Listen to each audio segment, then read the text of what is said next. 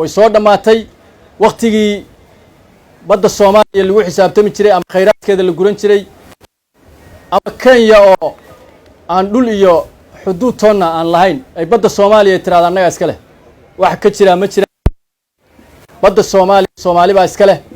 hal taako oo cadow qabsanaya ama dawlad shisheeye qabsanaysaana niyadooda ka saareen way ka dhamaatay waxaan leenahay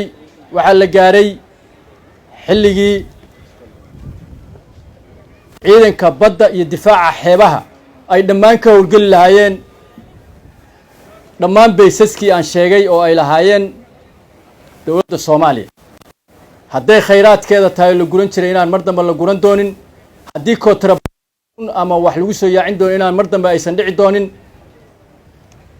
waana ku filannahay haddii Allah awoodda la idmo dhawaanna waxaan ugu bishaareeyaa shacabka Soomaaliya inay arkayaan ciidan Soomaaliyeed oo baddooda ilaashanaya oo kheyraadkooda ilaashanaya oo kheyraadka ka soo baxa ay manaafacaadsan doonaan ganacsatada iyo shacabka Soomaaliyeed